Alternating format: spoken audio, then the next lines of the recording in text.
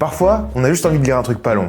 Donc voilà, 4 livres de moins 150 pages que j'ai trouvé exceptionnels. Tu seras un homme, mon fils, de Rudyard Kipling. Ce petit livre, c'est la correspondance entre Kipling et son fils pendant que ce dernier était à la guerre. Et la tragédie de cette histoire, c'est que c'est Kipling qui a poussé son fils à s'engager. Mais avant la fin de la guerre, il perdra la vie. C'est des lettres qui sont magnifiques, qui traduisent tout l'amour entre un père et un fils. Et c'est aussi un beau témoignage de la Première Guerre. Le second livre que j'ai pour toi, c'est Courrier Sud de Antoine de Saint-Exupéry. C'est le premier roman de l'auteur, l'histoire de Jacques Berny qui transporte le courrier postal de Toulouse à Casablanca et Dakar. Il tombe amoureux d'une femme qui a une vie rangée, mais leurs vies se révéleront tragiquement incompatibles. Parce qu'à l'époque, voler, c'est l'aventure, c'est dangereux, c'est peu commun. C'est un des premiers romans qui traite de l'aviation et il le fait avec une grande poésie. Parfait pour découvrir Syntex. Le troisième livre, c'est un essai, Comment parler des livres que l'on n'a pas lus, de Pierre Bayard. C'est une approche complètement nouvelle à la lecture qui ne privilégiait pas la lecture en profondeur d'un livre, mais une culture plus globale et complète, qui consiste à situer les œuvres entre elles plutôt que d'entrer en profondeur dans leurs détails. On ne saurait le résumer en quelques mots, mais c'est à lire absolument. Et rassurez-vous, il dit pas qu'il faut plus lire les livres en entier, mais il vous offre une autre perspective. Et le quatrième et dernier court livre que j'ai lu récemment, il parle de supermarché. Ouais.